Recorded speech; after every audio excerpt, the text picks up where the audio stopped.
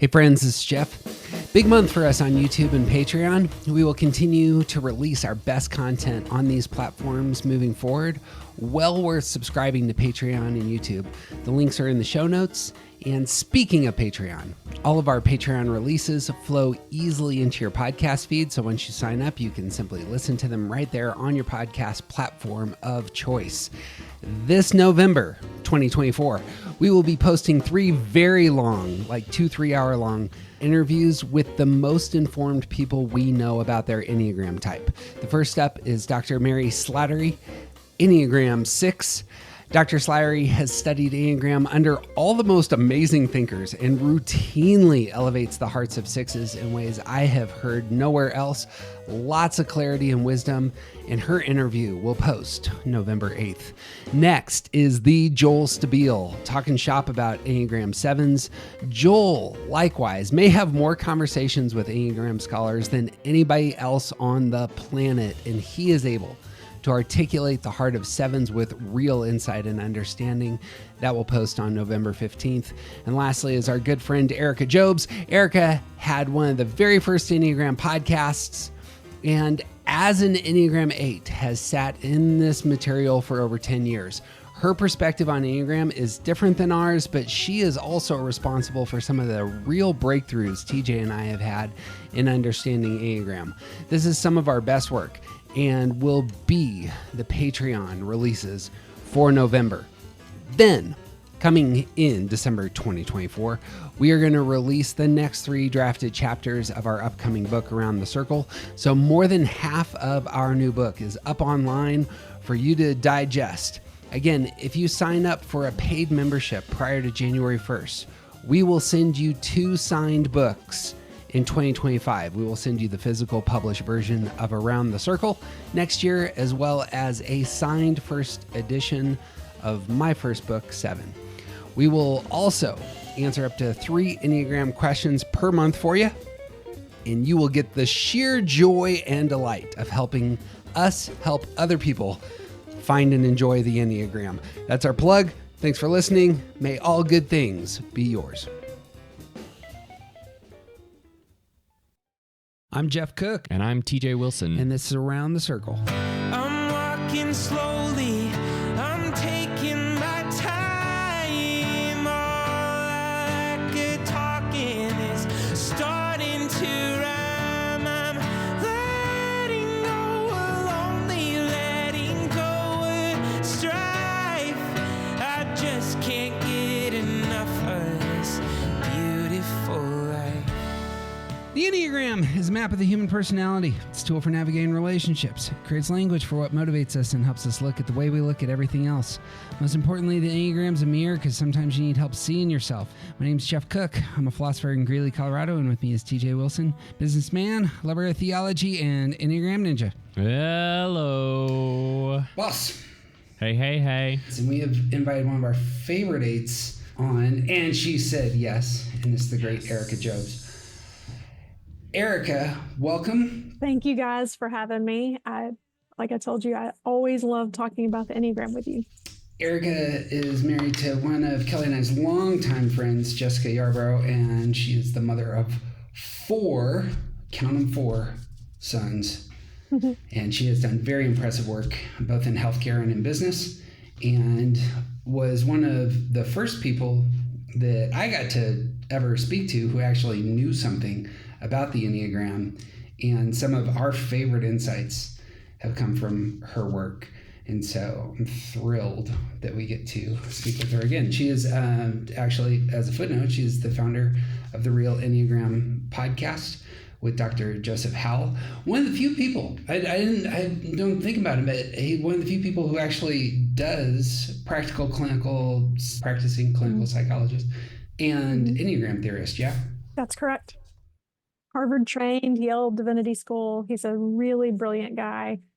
He's been he's had a psychology practice for 50 years, and he's actually retiring next month. Ooh, wow. So, Doesn't want to just keep on going? Yeah, I mean, he actually probably would, but it's time. He wants to focus on his work with the Enneagram, and So he's not like fully retiring. He's just not doing that part of his job anymore. exactly. Yeah. He's going to be the busiest retired person we've ever met. Love it. Hal's a Enneagram 6, correct? Yes, he is. That's correct. 8-6 combo, you and him getting stuff done.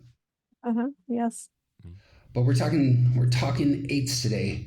So to jump into this, just open questions. Erika, what are the things when you think of being an Enneagram 8? What are the big things for you? Well, let's see. I mean, where do we even begin on that? I once had Kurt Mitka, who was the past president of the International Enneagram Association, the IEA.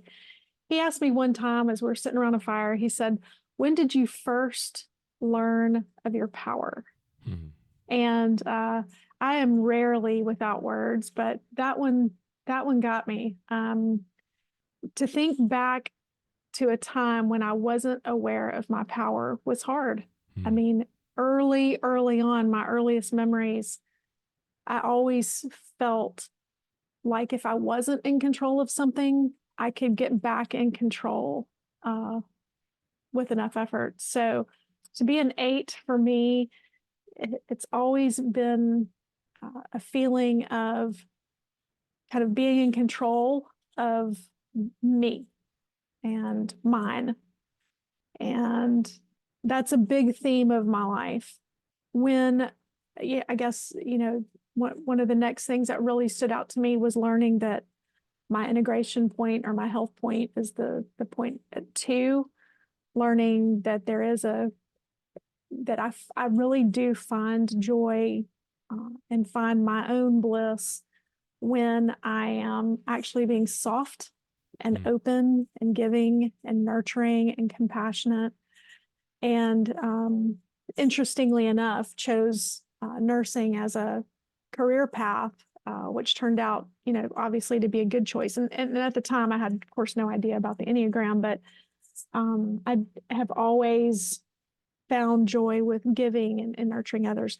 And there's a hard shell there that for a long time I would have never been able to admit those kinds of things. I wouldn't have wanted to come across as weak or vulnerable or too soft or any of those things, because all of those things are, don't want to get into those kinds of soft areas and emotions. So I think the Enneagram, learning about the Enneagram has helped me really embrace that softness, and it's given me an ability to open up more about that part of me.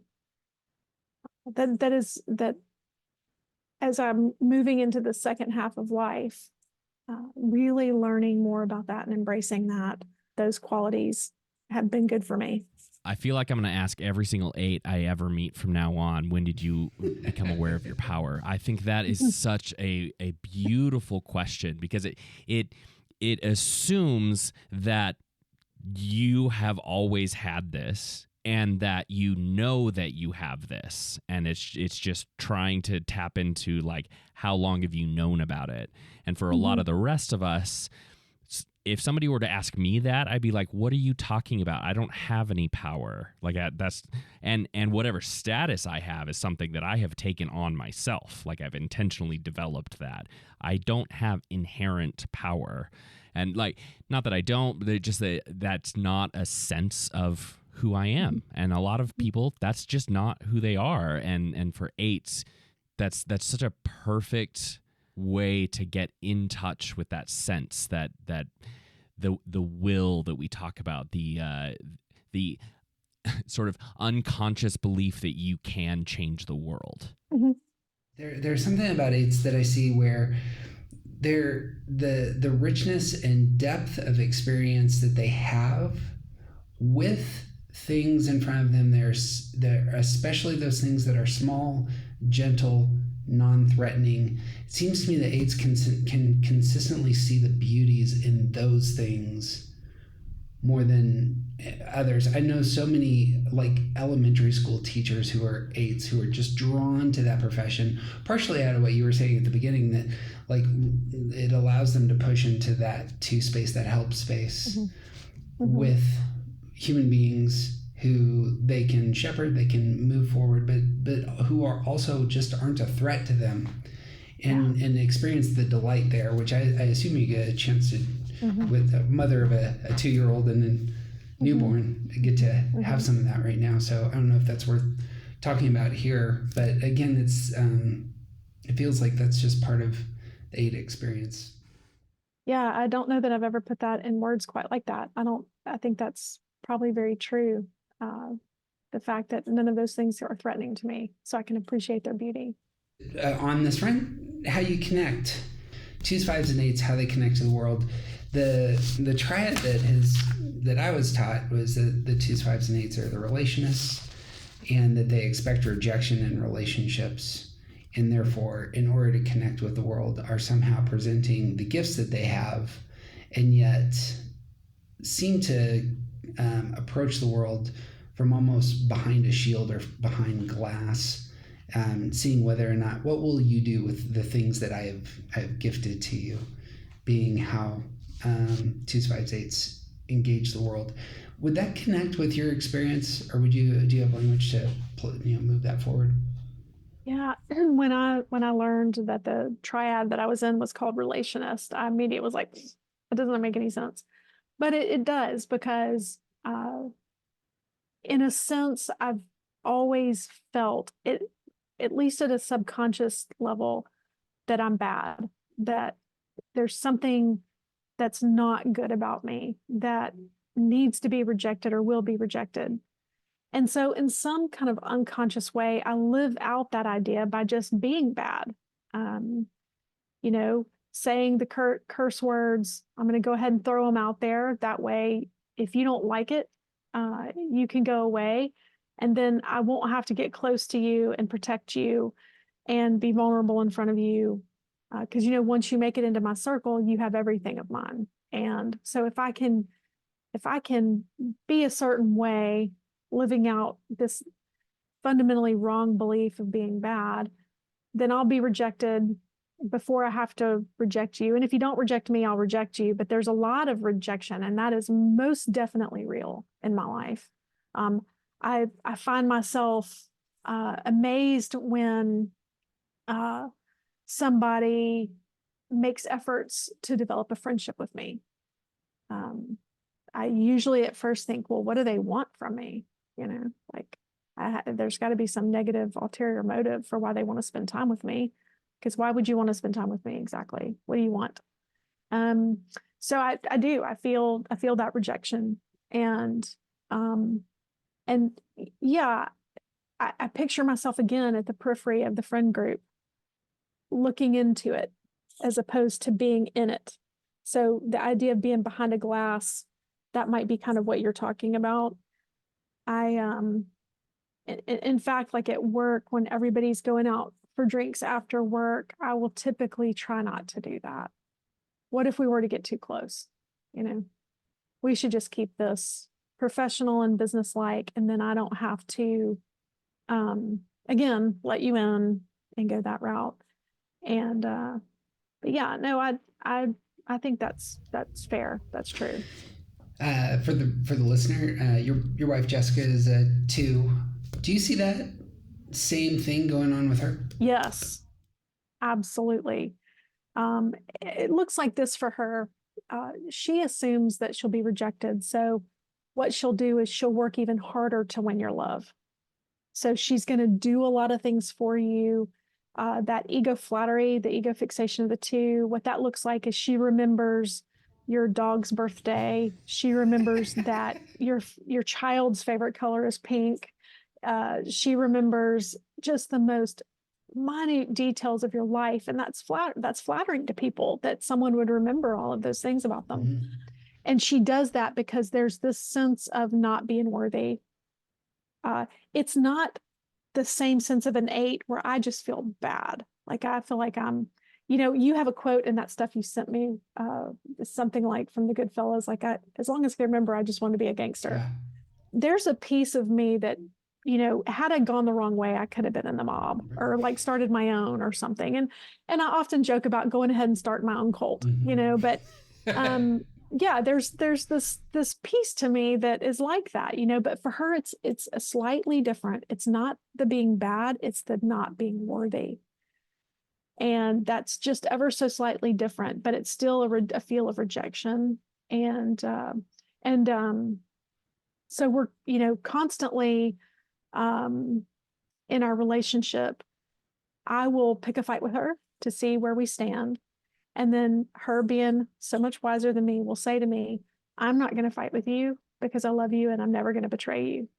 And then I'm like, oh, hey, but I wanted to fight, and then likewise, I have to constantly remind her that I love her not because she cooked a dinner or because she takes care of every need, but just genuinely, if she did none of those things, I would still love her. So understanding the affect groups definitely helps you understand how you're relating to each other and how it's different and how you can meet the needs of the people around you, I guess, emotionally, relationally, so that they can feel secure or feel loved or whatever, if that's indeed your goal. Yeah.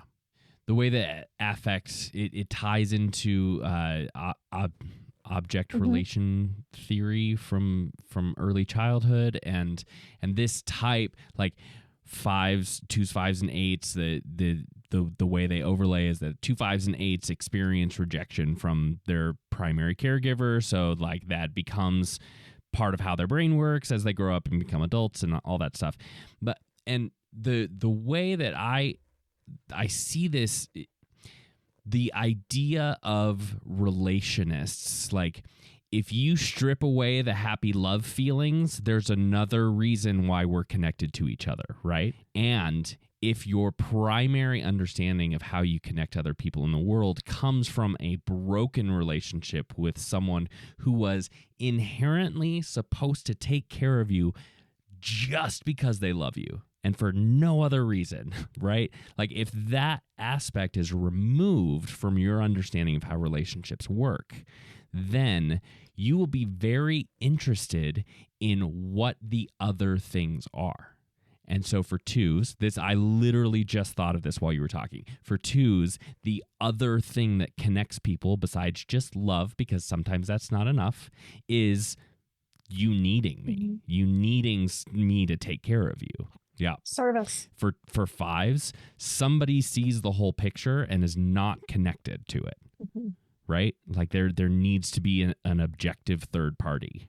And for eights, there is a tremendous amount of energy that brings us together. And there's even this probably leans a little bit more unhealthy, but there's even a utility to our relationships. And so having that part that is sort of just inherently understanding that there is another thing besides love that keeps us together. 8, seeing there is a utility to our relationship. And this is also part of why you don't have very many, because you literally don't need very many relationships. Like the utility of it is just unnecessary because you could do so much on your own, right? And so like, relationists being connected to people with something other than love, this is the thing that they have to offer. Absolutely. Absolutely. Jessica mentioned about 4 years ago that she'd like to have children. She'd never had any, and I have 2 older boys and from my first marriage, and I immediately went into action to find a donor, to go through the whole process, do the IUI, and she got pregnant with our first little boy, Charlie, and then we did it again second time with Joseph, and I was absolutely necessary for me to have something that connected her to me. Like it was, and interestingly enough, we laugh about this a lot. I always say that took all that action for her to have the two boys, Mm-hmm. so that she would love me and stay with me. And from her end, she thinks the reason we'll break up is because of the two boys. Like, she's like, you're not going to put up with us forever. You'll leave because of these two boys. And I'm like, no, it's the other way around. You'll stay because of the two boys. So it's interesting. There's a lot of that rejection stuff that plays into how we've moved through our relationship. Yeah. I suppose the thing that would naturally go off in my head with your situation goes back to what I was kind of saying about the attraction of eights to little children, but also this is true also of your service as a nurse.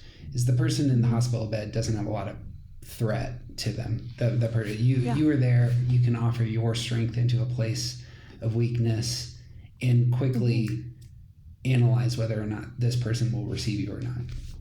Right. And yes, just being attracted to that vocationally strikes me as interesting, because I know a lot of eights who've gone into law, medicine, and education with kind of that in mind, it seems to me. Yeah.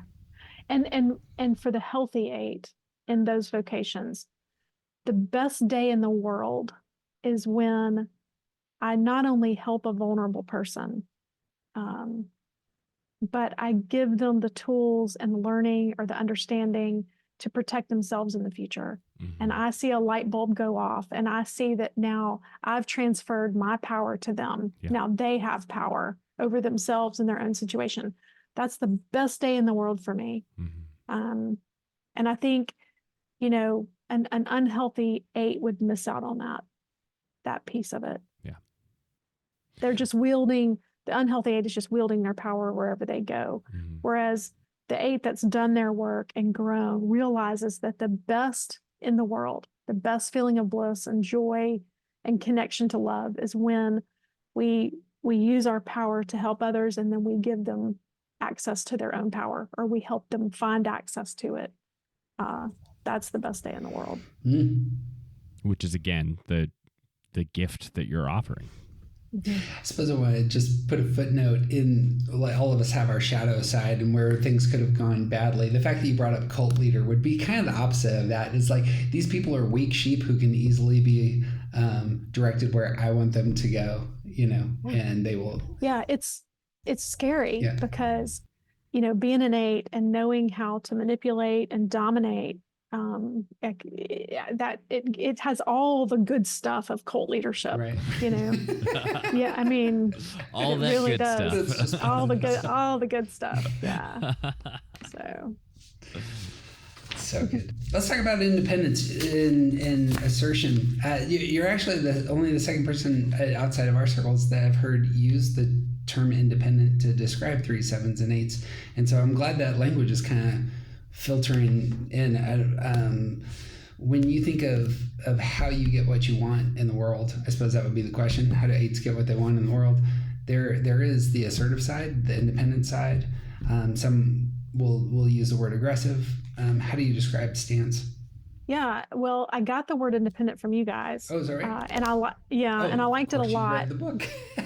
Yeah, I like it a lot. I really do, because aggressive is off-putting to a lot of 9s. Or, well, I mean, 9s aren't aggressive, but aggressive is off-putting, say to a lot of 3s. They don't find themselves to be aggressive. Yep.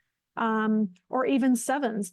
Now, 8s, we can play with that word, I think, a little bit more. But I think the word independent is a really fair, good word for the stance.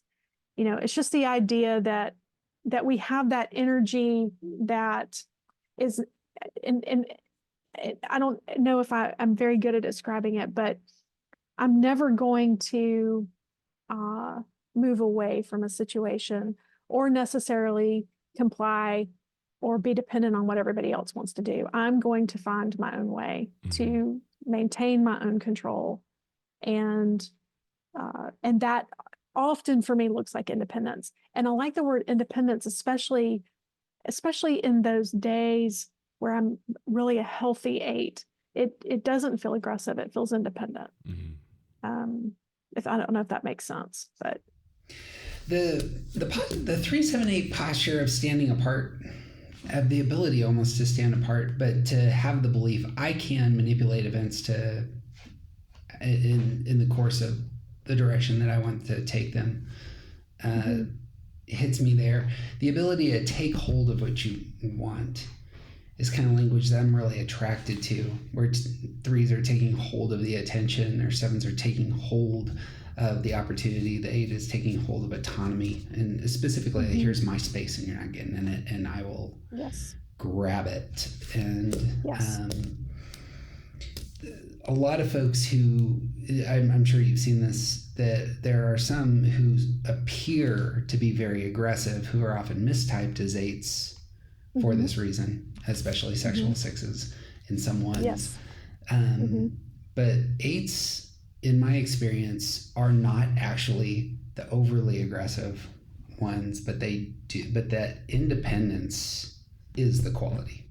Absolutely. And even, when I was a first-time mother, I didn't ask questions. I didn't connect with other moms. I went through that experience in a very independent way, because it felt, and I didn't even know that at the time until I've watched Jessica and how she has mothered our 2 little boys, and how connected she is to all the other moms, and how she gets advice, and this contraption and this thing works. And I was like, man, where was all that when I was raising 2 little ones?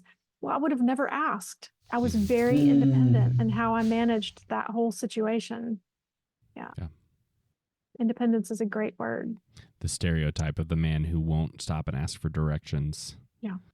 Like it's an element of control. Like it's because if you are dependent on someone else, like if your investment or response or like whatever energy level you bring to any situation is dependent on somebody else, then you're not ever in control of it. Right. And like even thinking about earlier when you're talking about vengeance being more of a withholding, like you withhold your energy from the person you're trying to get back at, like even that is still an independent move. Like it's a move for control. Yeah, that's a good illustration. And it's a management of my energy. And that's a key element of that independent stance, is the high level of energy that we bring to everything. Yeah. I think that's a piece of it. I've been told so many times in my life, you're too much. That's too much. Settle down. One of my favorite quotes is, no one has ever calmed down from being told to calm down, because I've been told so many times, calm down. And I'm like, well, no one has ever in the history calmed down from being told to calm down. But yeah, that energy is a big piece of it. And, just that idea of that independence when we are in a group or in a work group or in a family situation, everyone's aware that we're there. Yeah, I'm always making my presence known. And I don't know that independence necessarily describes that, but that is a function or a part of that stance, is just that's not the same necessarily for the withdrawn types or the dependent or compliant types. They don't necessarily have to or feel the need to make their presence known. But most 7s, 8s, and 3s, even if I'm withdrawing my energy, I want you to know it. Right. So, yeah. I want you to know about my independence. I have to sit on that one. That's a great phrase for an 8. Even if I'm withdrawing my energy, I want you to know it. That's good. Well, move to repressed centers. Our question is, why do I feel out of balance? But the feeling repression that can be characterized by 3, 7s, and 8s, partially because of the independent stance, you're standing apart, comes out. How do you experience feeling repression as an 8? Oh, I've got things to do. I don't have time for all those tears and just to talk about it over and over and over and to rehash it and to think about it. And like, we have things to do. So, get over it.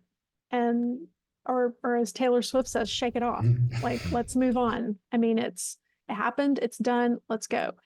And, for a while, I used to walk around and say, I get mad I blow up and then I'm over it. I don't hold grudges. And of course, my wife was like, I don't know about that. And then she pointed out a couple of people that if you bring up their name, you can just see my whole body stance change. And she's like, that's a grudge. Yeah. But back to feeling repressed. For me, it's, I could show you my list right now. It's a page long of all these things I've got to get done. So there's really not a lot of time to feel about it. I've got to get to it. Yeah. And that's what that feels like for me. And the other thing is there's this deep-seated fear that if I do feel it, that the soft part of who I am won't be able to handle those feelings, that it'll this is extreme, but it's true. There's this feeling that if I let myself feel too much, I wouldn't make it. I would just kind of crumble. Yeah.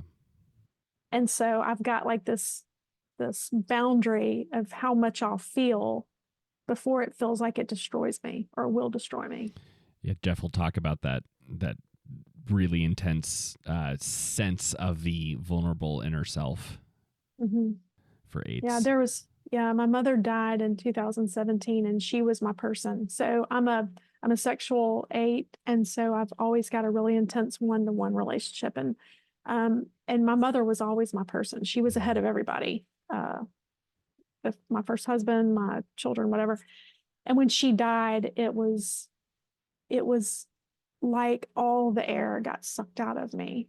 And that person of strength that I'd always portrayed and moved through the world, like there was a day I couldn't get off the couch. Like the feelings were so intense. There was so much grief. And I let myself do that for about a day. And then I was like, you're not going to make it if you keep feeling these feelings. Like you can't do this. And so for the most part, kind of just swept a lot of that under the rug because it was too much to bear. I'm not comfortable with all that feeling, and I don't have the skill set for it. I haven't developed those skills, So, being in a relationship with a 2, there will be a day where I'm being withdrawn or whatever, and she'll say, "What's wrong?" And I'll say, "I don't know what's wrong. I don't know." And she'll say, "Well, are you sad today? Are you thinking about your mom?" And then boom, I'll just burst into tears. Like she always knows what the thing is, and I don't even know until she says it. And then it all comes out, and I'm just a puddle of tears. And I hate that so much. I hate it. So that there's a point where it feels like to an 8, there's a point of no return on the emotions that we don't want to ever get close to. It's a good word, I think, for 3s and 7s as well, experiencing something real similar there of being aware that there's emotions there, not having access to them, and intentionally avoiding them for the most part. I assume that if emotions need to come forth, that the pivot to translate grief or any other negative emotion into anger is always, that's an efficient move that will allow you to continue to get things done. Yes. Yeah. Absolutely. Yeah, for a long time, I could get out of grief by being angry at the doctors or angry at how something went that shouldn't have gone or whatever. So yeah, it was an easy pivot for me not to have those feelings, was just to get back into anger. And it was welcomed by me. I was welcomed the anger over that kind of sadness any day of the week. Still, I'd say it right now. I'd rather be angry than feel the sadness like that. It's too much. It's overwhelming. Yeah. My mom passed away 3 years ago, and I am just now, like within the last month or two, starting to allow myself to experience the anger about it. Really? Because like there's a lot of things about the fact that my mom died from a disease that she could have gotten vaccinated for that should make me angry, and it hasn't yet. And it's like the difference there of like there's so much that feelings does that sort of holds us back or keeps us stuck in place or somehow tries to restrain us, because feelings aren't about solving any real world problems, right?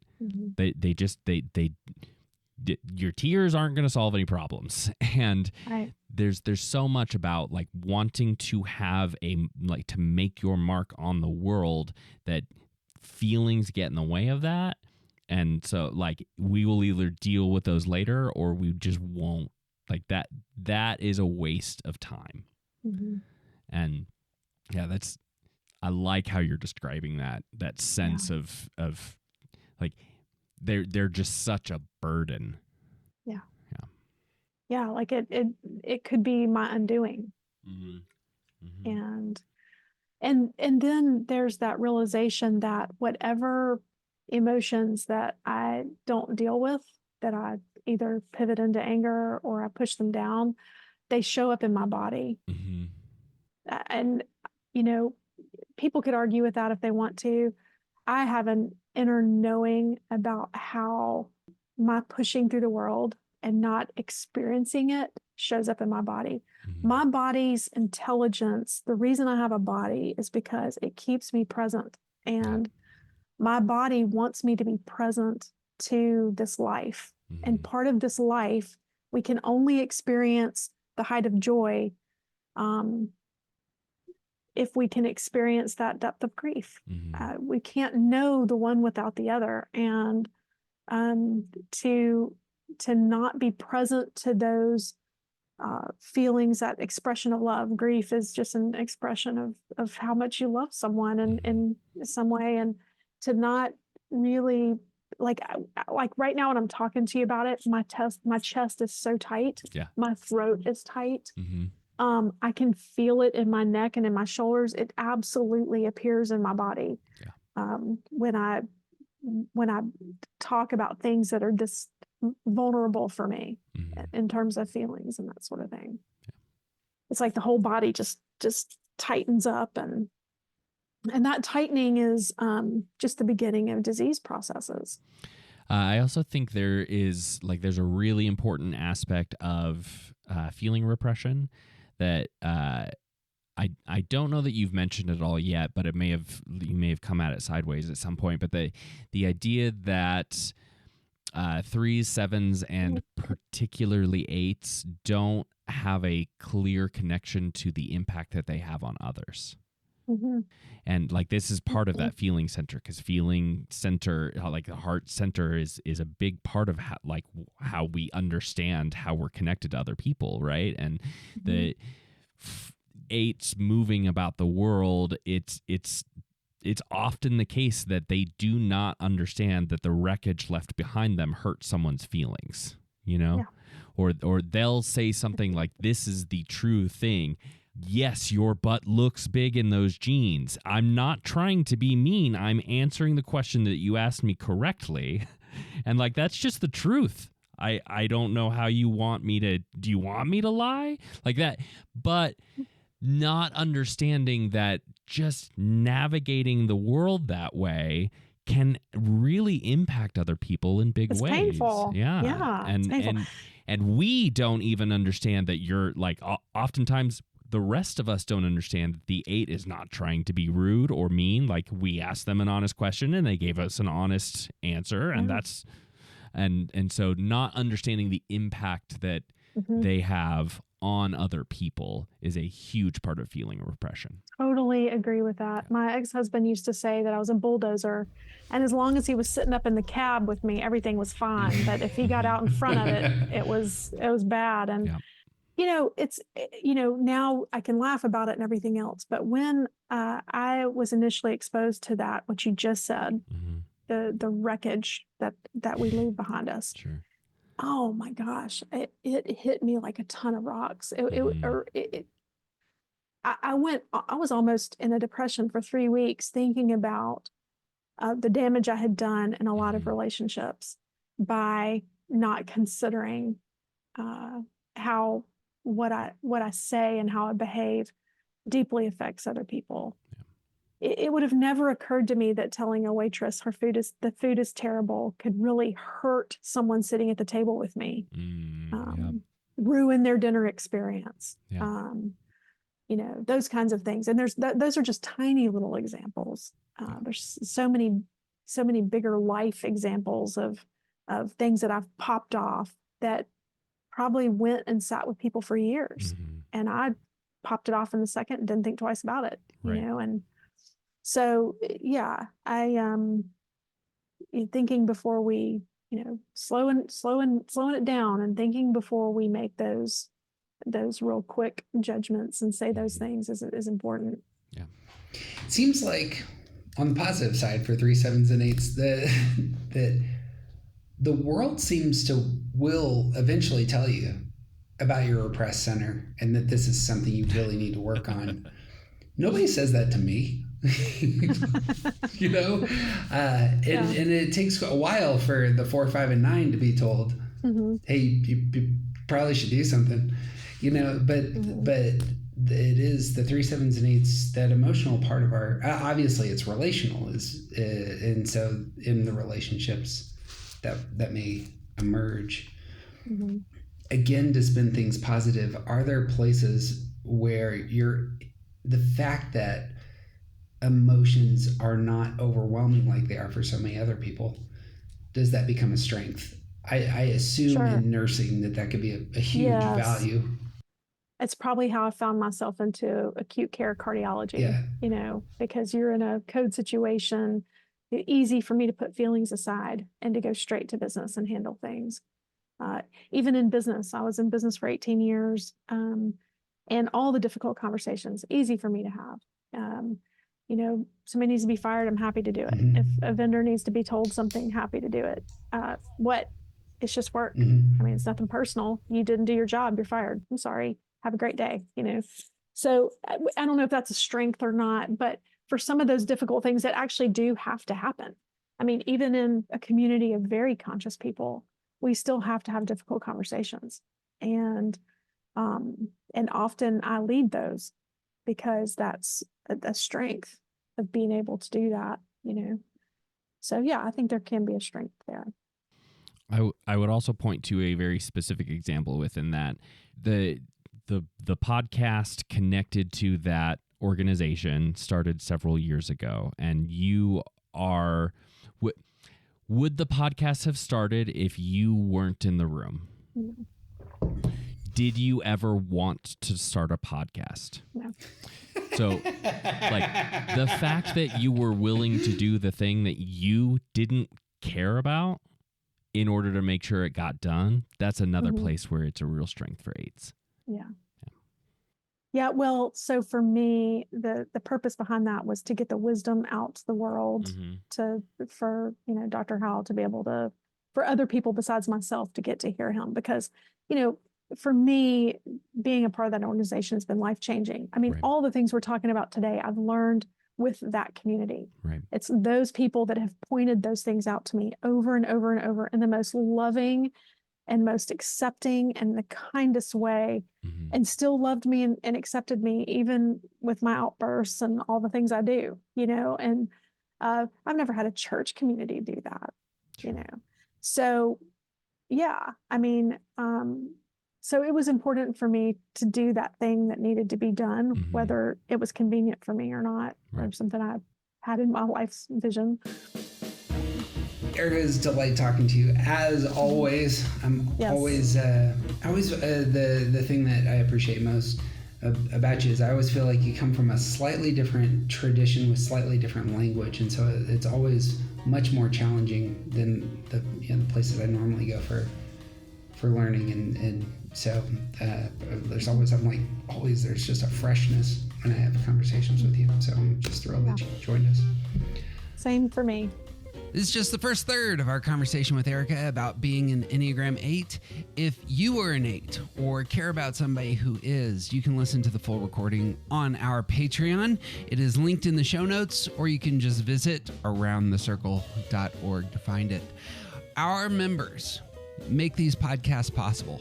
In 2025, we're excited to expand with not only more interviews of this sort, but we are also going to be releasing college-style courses, exclusive access to all of our writings, and, as many of you know, a signed copy of our first book for our members. We're also diving into other Enneagram types. Our deep dive into 4s and 9s are already recorded and will begin posting in 2025 with more to come. And that's what I got. You got anything else, TJ? Nothing other than this has been an absolute joy. This has been so great. I love the way that you are able to talk about your eightness. It's awesome. Thank you. Thank you so much. Agreed. She's Erika Jobes. She's one of our favorite people in the world. And he's TJ Wilson, and he is officially awesome. And I'm Jeff Cook, and who you aren't just isn't interesting.